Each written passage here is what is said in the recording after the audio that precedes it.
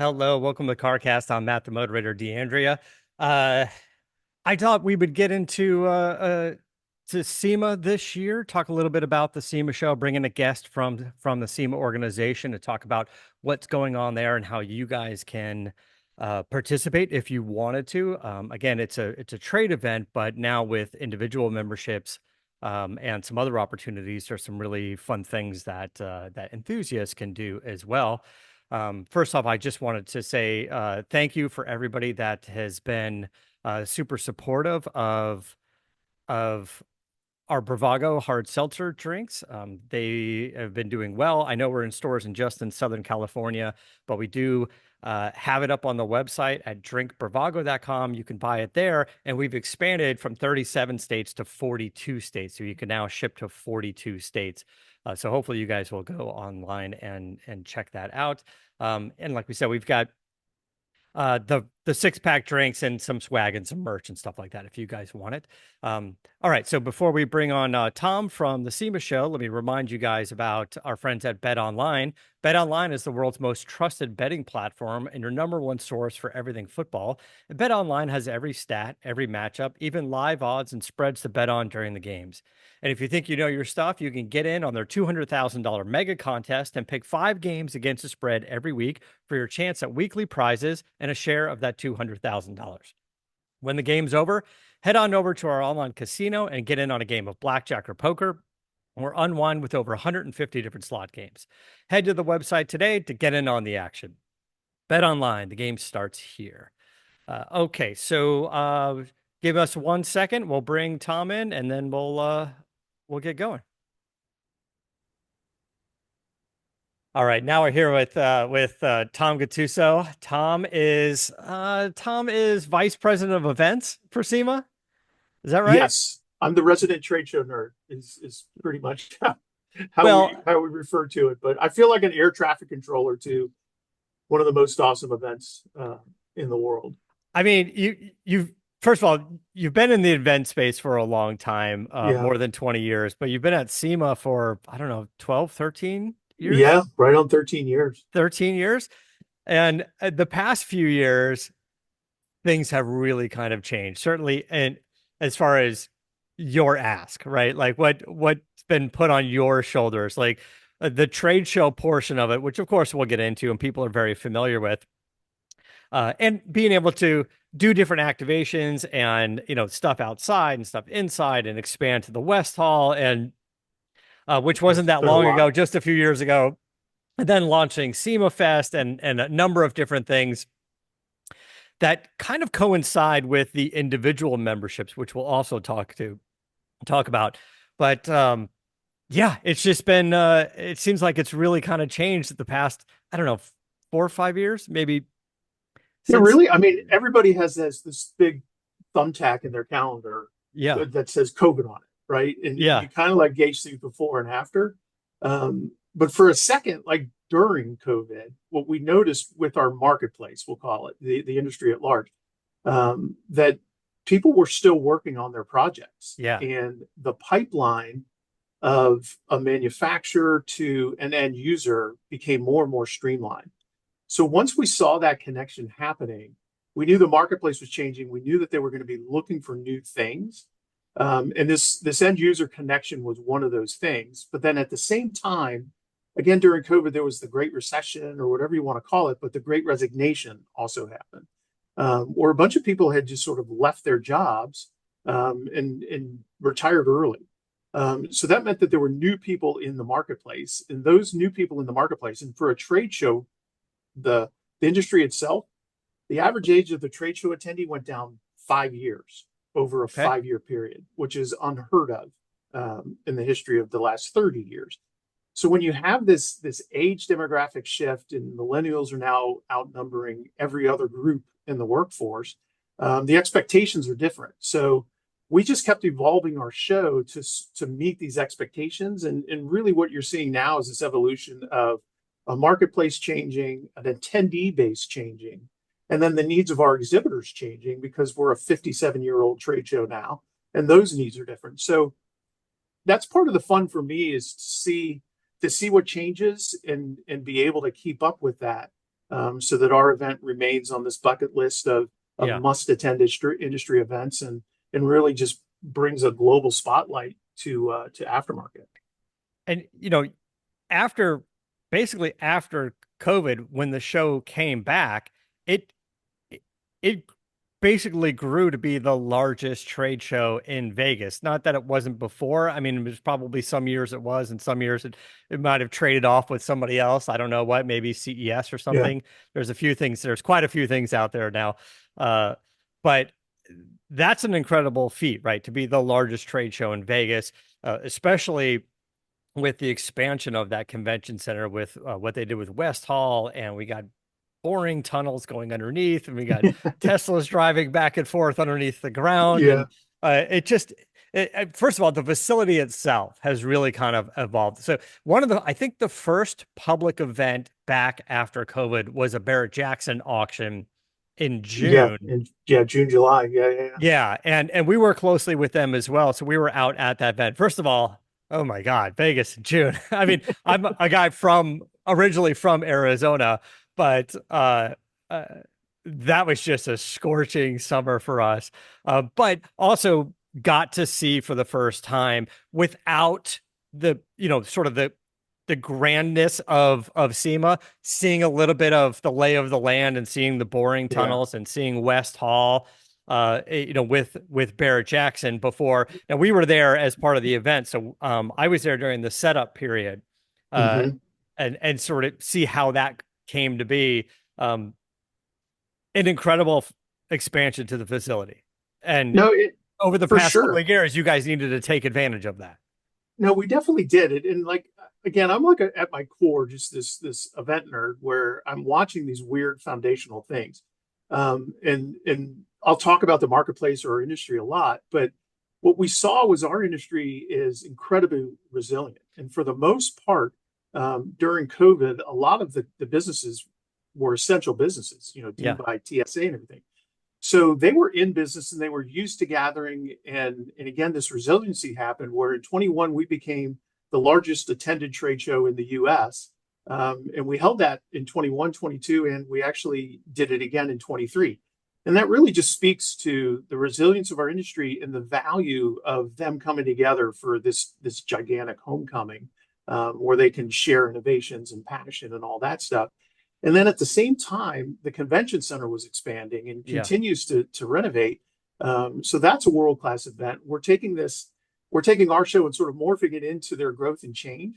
There's updates with the Boring Company tunnel. They're starting to make strides to have it go all the way to the airport now and go down to the strip. So we're working around that, and it's not for the faint of heart. They're literally doing some things right now where the timeline is October the 15th. So what are we? We're a week 8 days yeah, away from that. So it's fun to be part of that innovation, but it's also really where you earn your stripes because we've got this incredible event that's like crescendoing to the finish line, and we've got the construction and renovation that's happening in building crescendoing to the finish line. And you just have to have the calmness and the patience to know that it's all going to be magic that happens on November the 5th. And that really is, I think, what's driving me right now is yeah. having all these plans come together and just seeing it just explode into this automotive, just incredible event that really has a tremendous amount of value for our industry.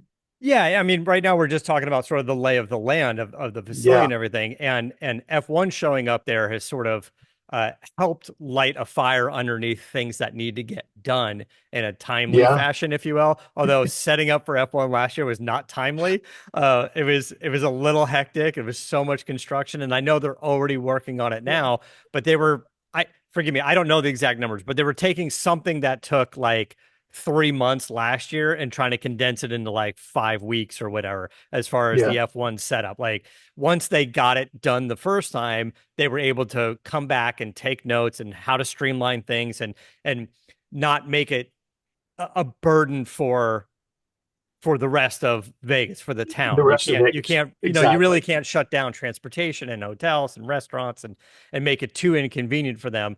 So similar thought though is when the convention center expanded to West Hall, was your first thought great, we need it, or were you like, might be a little tough to fill it the first year?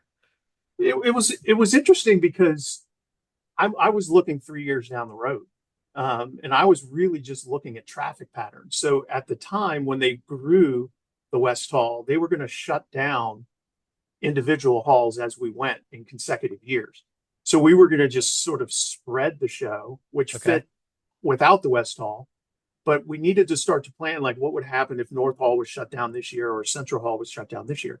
So that was really where our planning focus was. So we knew we'd be able to fill it with the original timeline. But then they came back to us and they said, okay, a lot of the construction was funded with bonds, and during COVID, the bond situation changed within the city, Yeah. so it wasn't funded. So we were able to redo the timeline so that we were able to keep every single hall open, and we'll continue to do that. They're never going to close a hall for us, but we were able to keep all the halls open. And then it did become, okay, what do we do? How do we fill that space?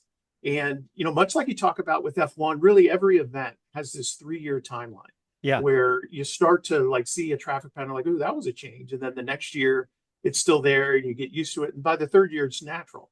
So we did that with West Hall. We resectioned our show. We put some things over there, like our truck section and our restyling section. And we established this traffic flow during 21 and 22. And knowing that as we came online in 23, 24, and 25, we'd be able to expand. So that was a dice roll to a certain extent on Yeah. do you invest in the traffic flow or do you invest in really just making the show look and feel full? And we were lucky we were able to accomplish both. So I'm pretty excited to have a traffic pattern now that people are really used to. And when they talk about the West Hall, it feels like it's part of the campus, where before it was one of Yeah. those things where like, oh yeah, I need to get over there. Now people are making sure they've got that in their Well, first of all, agenda. West Hall would have never have worked if there wasn't the bridge from one side to the other that would never have Yeah, worked. And now when you go there now, like we were there last year and the year before, but last year it was packed the whole time, just the yeah, traffic flowing from one side of the street to the other to get across there.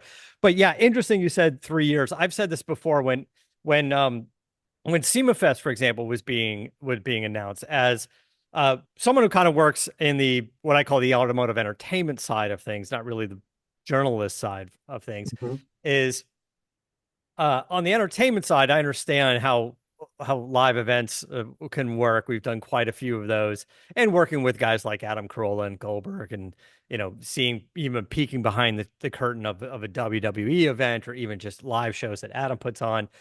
yeah, Um, you kind of need 3 years of trial and error to figure it out. Something like SEMA Fest, we're like, well, we weren't sure what to expect, and from the get go, it's like, give this a couple of years. It's gonna be cool. It's gonna be fun. I had a great time last year at the event, but maybe we yes, kind of got a little over our skis as far as the footprint that was there and the attendance. But I thought it was a great show. But yes, I mean, you had to kind of choose. Do we get ourselves plenty of space and maybe underfill it, or do we start small and stuff it and have to turn people away? right. It's a tough decision to make. Uh, but listen, after the first year, what sort of takeaways have you gotten from that first SEMA Fest? So there's a balance to it, and you're right. We really wanted to um, explore what a connection would be with an end user, and sort of create this environment for them where we could attract new users. So we had this group of people that we were deeming car curious, where they may have an interest in music. They come to an event like SEMA Fest, they see drifting for the first time, and they go, "Yeah, that was really cool. Like, I need to do more automotive stuff." And it was our way of trying to grow sort of the enthusiast base of our community. At the same time, we had this trade show that's at the time 56 years old and one of the leading trade events in the country, and really um, was something that we didn't want to change too much too quickly. So we did this event at SEMA Fest right close by. It was like 3/4 of a mile away, really Yeah. connected to campus. And we saw that our industry really wanted to be part of it, but because it was where it was, they really didn't feel like they could go back and forth between the trade show and this consumer element. So what we decided this year was to bring it on campus, and we've got we've got a separate website for that, semafest.com, as well as semashow.com. And we've taken our 2-day concert with 20 bands, and now it's going to be really one day with 4 really great bands. And it seems to be a trend in the festival industry as well to sort of focus in the entertainment value. And then we've got automotive things happening all at the same time with Yeah. Optima, Nitro Circus, and Shell. So you've got this really great combination of things happening that the trade show industry is able to participate in, and the end user industry. And it makes us unique because there's not a lot of events where you've got manufacturing, distribution, and end user all in the same place at the same time. And the amount of communication that happens from that is crazy. So we just sort of end that great day with a lineup that starts with Petey, goes to Fits and the Tantrums, Sublime, and then we end with Cage the Elephant. Cage the Elephant. Yeah. So it's sort of, people have always said like, oh, I really want to go to the SEMA show. It's this bucket list event. Now you can go, and it's even more bucket listy because you're ending with something really cool. And we end early, so we're done by 10 o'clock. And you can go into the city of Vegas and really see what that has to offer. So we're really feeling like we're lighting a fuse for the passion of automotive to all congregate. And as that starts to really explode, it's really gonna propel what we do as an industry for years to come. And I think that's part of the cool part. Yeah. Last year I was thinking about, there's SEMA Fest, and because it was a bit off-site, I was trying to figure out how could we integrate sort of the parade of cars Yeah. as part of that, and kind of being off-site. I think it was a little too much to try to think about all at once for the first year. Going, hey, because at the end of SEMA on Fridays, if you guys don't know, SEMA on Friday closes. SEMA Show closes a little bit early, and a bunch of the cars that are on the show floors there are allowed to fire up with their 1 gallon of fuel and do the parade Yeah. outside. And it's always a great spectacle. There's grandstands outside, and everyone kind of see some of the amazing cars that have debuted on the SEMA show floor. So you're seeing them for the first time and being able to hear them, not just follow up on social media, to be able to see them live and in person. Yeah. That was always kind of a cool event, but how to integrate those two together, wasn't quite sure how that was going to happen. Yeah, and it's still a work in progress. We've had Yeah. it go into SEMA Ignited, which was a consumer event we used to do on Friday, and we're working again with some changes that are going on at the convention center. So it'll be interesting to see how we grow all of those things together. But you're right, in the center of the target of what you're seeing, we're seeing the same thing where there's just this incredible opportunity to be able to connect people. Yeah. And it's things like that really you don't think about. The first SEMA cruise was 2011, which was the first year that I came Yeah. to SEMA. And at the time, people thought we were crazy. Like, you're going to do the move out of 500 or 600 cars Yeah. during the move out of one of the largest trade shows in the country. You guys are nuts. And people showed up. And it wasn't that many. It was probably 2,500, but then the next year it doubled, and then the next year it doubled. Before we knew it, we had 20,000, 25,000 people watching the move out of a trade show, literally, Yeah. right? So there you just say, okay, that was an idea that needed those 3 years, because by year 3, that was one of those moments where people said, oh no, this thing has to happen. Like, you have to have the SEMA cruise. It's why I bought my Yeah. car. And it started to connect with not only exhibitors, but also the builder community. And the builder community is one where, as a trade association, we don't have a streamlined communication to them, because they're usually going through the part manufacturer to display their vehicles at the show. So this was a way where we could give them some spotlight and notoriety. And we're doubling down on that concept this year, where we're going to do a 31-hour live, we'll call it a live stream, but it's essentially a live television show of the SEMA show every hour that we're open. So again, it's this constant evolution of, like, bringing what we're doing on the show floor to a global marketplace in really unique ways so that it's hard to miss. And if you want to watch a parade of 11 or 1200 of the most awesome vehicle build you'll see all year, we've got that. If you want to see a really cool concert and motorsports event happening, we've got that. If you want to be part of a trade show, we've got that. You know, a consumer element on Friday, we've got that. So it's one of these things where we're not trying to please everyone. We're trying to look at the marketplace in general, you know, the aftermarket industry, and spotlighting it to a global platform and letting the entire world see what we're doing and just catch that passion, because that's what it's all about. It's all just, you know, promoting that energy that people get when they drive a badass car that they really like, and they feel they've personalized it, and it's awesome. Let's talk about the live stream that you mentioned for a second. So the live stream is going to be available for anyone to see. Is it on YouTube? Is it streaming from the SEMA Show website? Where Yeah. will people see that? So we're going to have it on our SEMA Show YouTube channel, and Okay. then it's also going to be, you know, Cars collaborated with some other channels as well. But yeah, it's going to be really cool. We're treating it like sort of like Sports Center covering the SEMA Show, much like they cover other large sporting events. So we're going to have an anchor desk. Chris Jacobs is going to be at our anchor desk and be our host, and that will give us this ability to have you know, interviews like you'd expect in a desk format. It's going to be elevated, looking down on our exhibits in the West Hall. But then we're going to have 2 remote cameras, and they're going to be able to go everywhere on campus, inside the buildings, outside the buildings.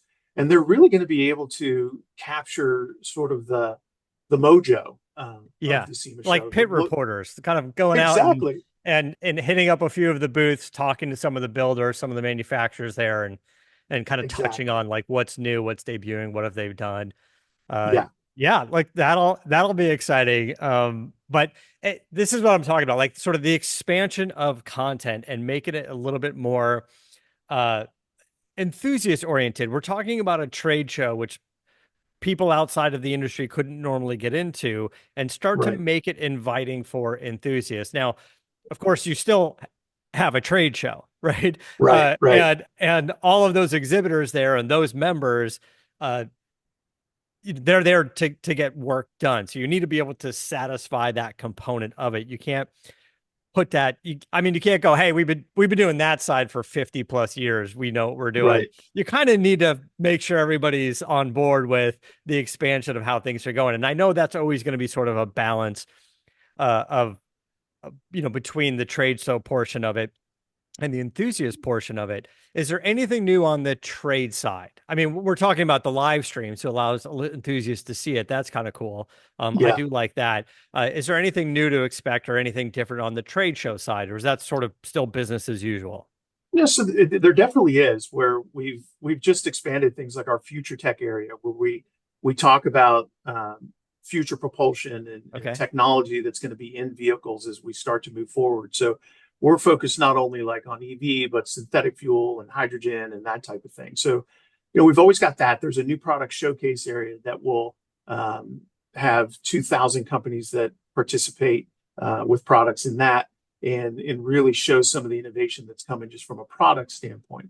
But the show floor itself, this year, we've got more exhibitors than we had in 2019, which again, if you have that thumbtack that has COVID on it, that's a big deal for us to be able to get past that pre-COVID level in terms of exhibitors.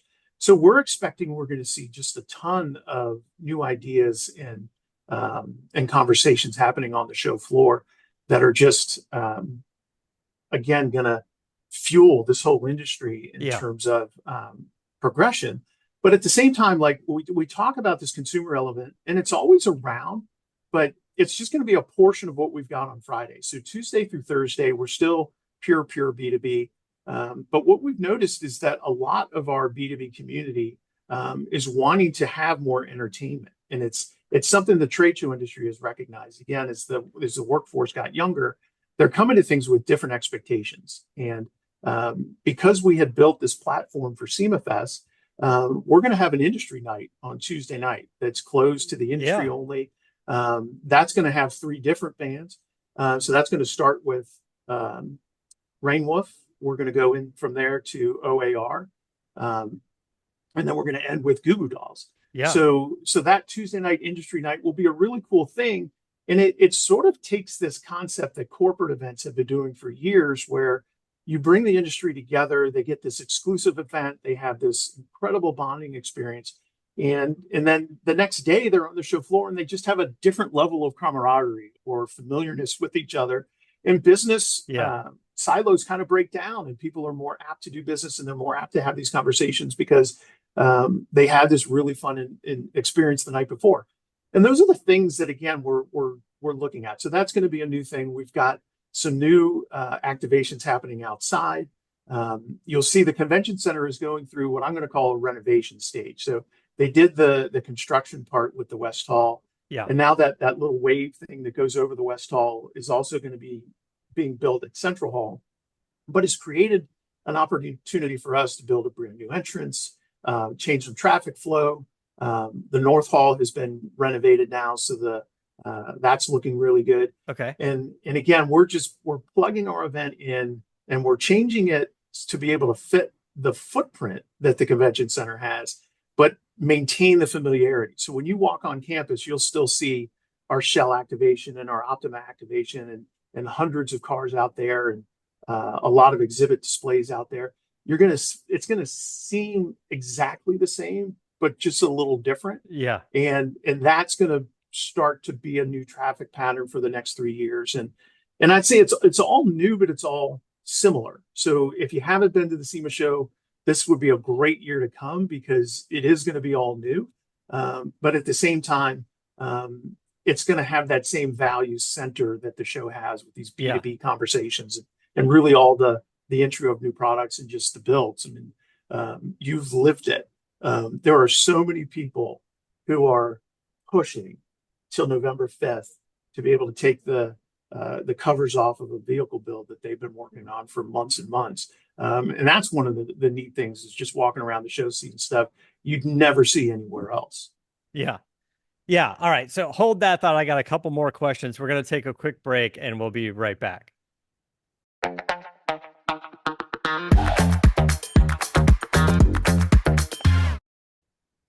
All right.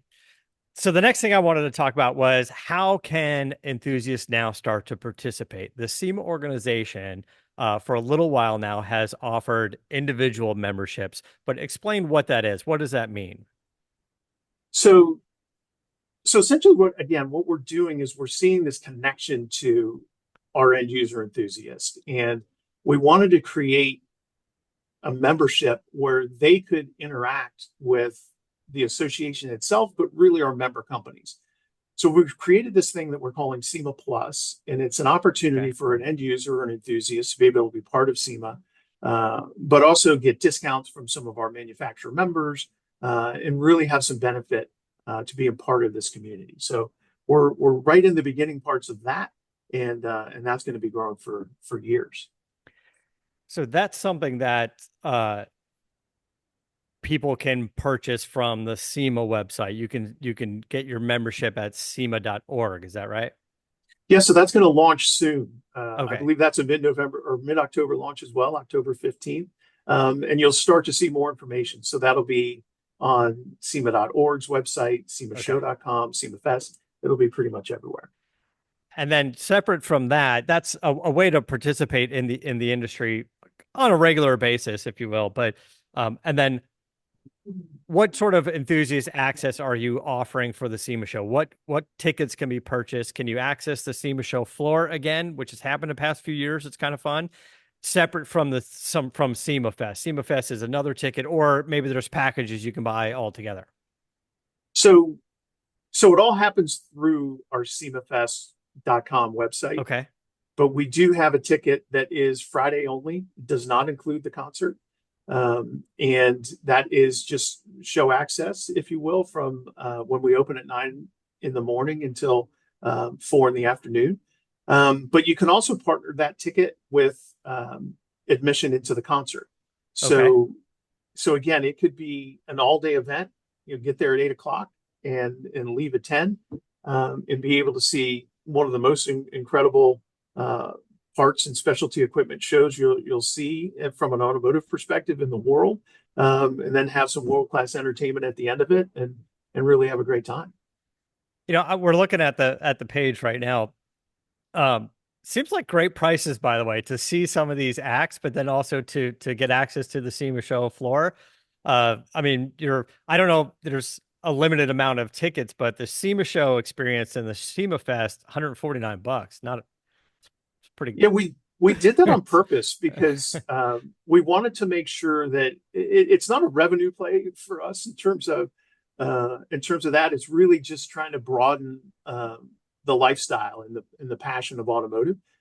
So we kept it really low so that the barrier of hey, should I go or should I not go, is really strong. And when you look at it in terms of what we're competing with in Vegas, and Vegas never stops. Like, it's an incredible Right. city. We're really fortunate that our show went there in 1977. So this will be our 47th show in Las Vegas.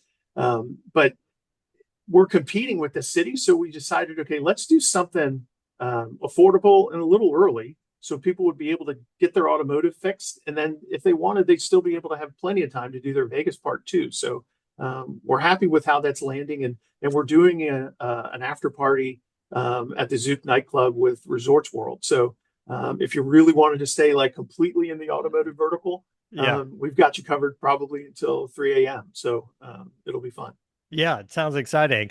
Now, because it was a trade show, going back to that portion of it, there's got to be some amount of prep. You're talking to the exhibitors, going, listen, this is the trade portion is important. You've got your Tuesday through Thursday as your core days. Friday, again, is we're starting getting access from the general public there as well that are buying tickets. How how can some of those exhibitors prepare, or are you suggesting they prepare for the shift of from trade to more of an enthusiast day? So it's interesting because we've seen this evolution where they're doing it and they may not be realizing that they're doing it. So when you look, again, we're a 57-year-old event. When you look at companies that have been with us for all 57 years, the needs changed. So the first, say, 5 or 10 years, they were really looking for distribution. They were introducing products, and they needed people to be able to go out there and sell them. And at the time, wholesale distributors really were the key to how all of those sales happen Yeah. to the brick and mortar stores. But now with technology the way it is now, it's just changed a little bit.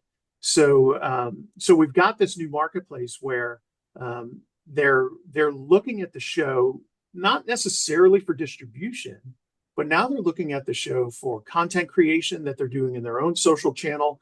They're looking at it for media coverage, and then they're also looking at it just in terms of branding. So if you take really a well-established company, and we'll pick an automotive sector and say Car Wax, and if you have a brand that's been around for 50 years, their distribution channels and really who they're selling to and how they sell Yeah. is really, really well thought out. But when you look at the branding, like, is this product innovating? And I want to keep my brand fresh and show people what's going on. There's that part of it. And I'm going to use a word that people like and don't like, an influencer, because it keeps changing as we go. But when you look at the SEMA show, everybody has that car person, like, you're going to buy a suspension and you ask the car person in your life, hey, is this suspension kit better than this suspension kit? And they'll have an opinion. And those are the 165,000 people that are on the SEMA show floor. Yeah. There's another, 1.6 million or 16 million or whatever the number is of people that aren't there. And these people go back to their communities and they say, hey, what'd you see at the SEMA show? And they say, oh, I saw this was cool, and this was cool, and this was cool. And it just starts that influence of what's cool. So we've definitely noticed that, and our exhibitors are noticing that. So when they're seeing what's happening on the show floor, they're prioritizing branding a lot of times as much as they're doing some of the other activities. Yeah. So now we're catering to three different groups of people. We've got new companies that are looking for distribution, and they're able to find that on our show. We've got this networking and media part for companies that are sort of in between, and then we have an incredible branding opportunity. And we knew we were onto it when we brought people in. We've done this Friday experience now. This will be the fourth year, but we started it in 2021. And we had those people in a very specific badge. And we did some focus group exit interviews, if you will, after the show. And the number one question was those people with that special badge. I couldn't follow up with them after the show. They were interested in some products, and I couldn't follow up. And we said, well, those were part of our enthusiast community, not the B2B. Yeah. That across the board, they're like, oh no, no, no. We talk to enthusiasts. Like we need that information. So it sort of was happening, and we're creating the opportunity for a company to decide at which level they want to do it. So Yeah. if they wanted to be B2B only, they can do that, and there still will be a B2B audience there on Friday. But if they want to start to open up and do the branding and have that closer connection to the end user, we've got that as well. And a lot of companies are taking advantage of it, and it's changing the acceptance to these conversations. Yeah. And I think, none of us have a crystal ball, but I think if we look 20 years down the road on how a part is manufactured, distributed, and then eventually put on a vehicle, I'm not sure that the sales marketplace, is going to know the difference of anything. I think the Yeah. fulfillment's going to be really easy. And at that point, all conversations are going to be good. So we're just at the very beginning of that. And 10 years from now, we'll be talking about how we change in order to keep up with the times and been able to maintain our event for 67 years, Yeah. Well, listen, you think about the evolution of it. There's so many products that have evolved in the way of like simplicity installation. And that made it easier for all of us as enthusiasts to install parts now, self-learning EFI systems and all sorts of things. Now, Yeah, as those parts became more of a DIY part, direct to consumer sales started to boom. And then and of course, COVID, everything was mail order. Not all, even yeah, installation shops weren't even really allowed to be open at the time. Yet the industry was booming because people were at home and it sort of locked down. So you working on your car. So we saw a lot of sales, a lot of part sales, a lot of direct to right. consumer sales happening. Do, is it possible? Do you see a future where this Friday, this enthusiast day becomes a commerce day? Will the exhibitors be able to sell products and have those orders fulfilled from the warehouse after the fact? I'm not saying they need to show up with inventory, but on that Friday, walk around and go, here's a bunch of products that we have. Some are new, some are you can pre-order, some are, available now. Are they going to be able to sell those products? Is it ever going to be a transactional day?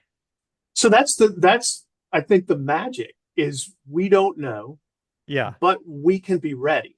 So, and I think that really is where we are now, where we've got this part of Friday, and it's not all Friday.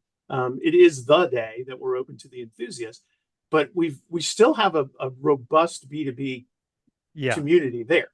But if it were to change, like you just described, we'd be ready because we would already will have established Friday as a day. And then there could be a point where the marketplace continues to change, and it really comes down to the people that are selling and making the parts, like what they want to do, and Yeah. the people who are buying and using the parts have a voice. So if we got to a point where they said, hey, we need 2 days of that last part and 2 days of the Right. first part, we'd have built the footprint and we'd have built everything to be ready to do that. 50 years from now, it may be 4 days of one. We just don't know, but we're going to be ready. And I think that's the cool part is, they used to say, do your homework and you won't be called on in class. You won't need it. We're doing that same thing where we're doing our homework so that when the question comes up, we'll go, yeah, we're ready, and we'll be able to morph to it really quickly. And that again is what a trade association does. It finds the needs of our members, satisfies that need, and really lets them participate in something that gets them a return that's tenfold of what they put in. Yeah, that's the thing is you really got to talk to the exhibitors there and ask how they see things evolving, what can be better for them. It's a big Yeah, undertaking to have a display at the SEMA show.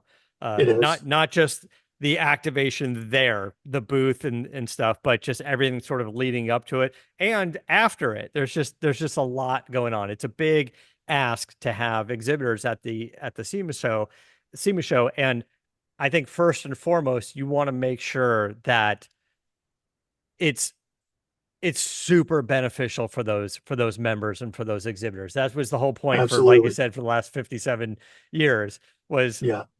for those exhibitors. Of course, the buyers as well, right? Because they're there to see the product and hopefully get their deals. But Right. yeah, it's gonna be exciting. It's going to be awesome. Yeah. Yeah, it's gonna be awesome.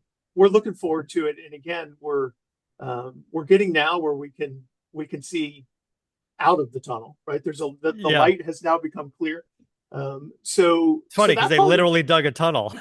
they did, and they're still digging right They're now. still They're digging. literally Yeah. digging. They're going to shut down while we're there, but no, it's getting close, and the momentum that happens here in our headquarters, where I am in Diamond Bar, California, the momentum that's happening on the phones and the emails and just the planning that's happening is palpable. Like you can cut it with a knife, and we can't wait to bring it to Las Vegas. And again, I take no credit. There's a team of people that do all the hard work around me, but it's the industry that really is doing everything. They're making the products now.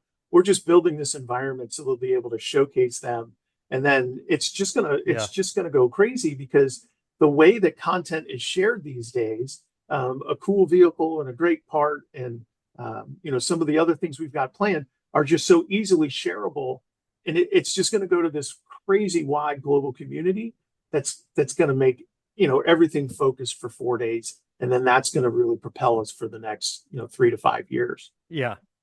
Yeah. Listen, it's going to be awesome. I'm excited to go again. I don't know, it's something like 17 or 18 years for me. Uh, Awesome. um, Going and seeing how things have changed and grown over the years, like I said, have been very exciting from that first SEMA Ignited and the first parade to how even SEMA Fest is being involved. And now, like you said, the the the uh the concert at the beginning of the event Yeah. for the members, which I started popping up and I was like, oh, this is different than SEMA Fest, and I was starting to dig into how they were different and sort of the Yeah. audience for those things. So it's going to be exciting. You guys could definitely check out semafest.com. You can get tickets there. We hope to see you guys in Vegas. There's different levels of tickets, of course. You can just go to the show or go to to the SEMA show floor. I believe all those packages are still available, Yep. semafest.com. And as we get closer to the actual event, and certainly around November, you can go to SEMA.org and check out the new levels of membership for individuals and enthusiasts. So that'll be kind of exciting to do. And it's great because you get to participate and kind of get a peek into the industry, everything that's happening on, in Washington, D.C., how there's always advocates there defending this industry, to, all the excitement that you see in the aftermarket parts realm. So there's a lot there. And we didn't get too much into the trade side of it because most of the people listening are enthusiasts, but there's so many benefits on the trade side that the SEMA helps companies out with, everything from shipping and insurance and all kinds of stuff like that. So it's an incredible organization. You guys got your hands full for sure. I don't know if you actually go to the SEMA show or you're like, forget it. That's my week off. Like you've done all the planning you can. It's going to happen no matter what. Maybe you just stay in bed for 5 days. I'm not So quite those sure. those 5 days definitely happen, but it's directly after. Yeah, So right after. we're So looking forward to November 9th and 10th. But it's a labor of love because the industry really does respond so well, and you've seen it. yeah, You can't walk around the show without knowing people. It really is just an incredible homecoming, and we're happy to be able to share it with a community we've never been able to share it with before. So we keep pushing. it's my favorite event of the year. Like you said, I get to go and connect with a bunch of the companies and builders that I don't get to see on a regular basis. I try to grab as many interviews as we can for this podcast, uh, which is always great for me. I enjoy doing it, and I think a lot of the listeners enjoy some of those interviews as well. And I understand some of them are performance parts oriented. We're not just talking to the Ring brothers, who I love and we will talk to again, but uh, talking to the exhibitors there and saying what's new in the parts world, And then Right. I'm a parts super freak. So you talk about the new products showcase.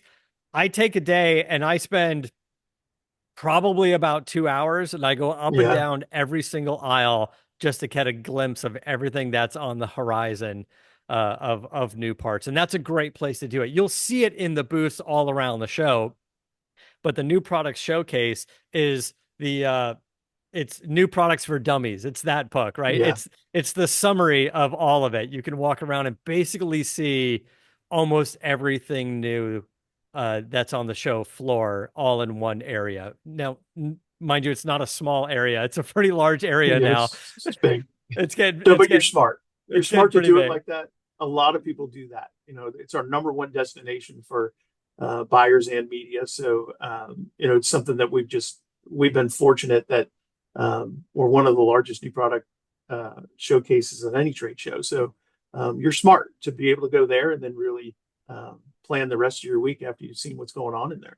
Yeah, it's a great it's a it's a great part of the presentation. I always thought that was a great piece of it. So, Tom, thanks so much. I Thank you, appreciate Matt. all the time. As we said, SEMAfest.com is probably where you want to go now. You've got a little bit of time left, so let's definitely hit that up. And until next time, guys, keep the air in the spare and the bag in the wheel.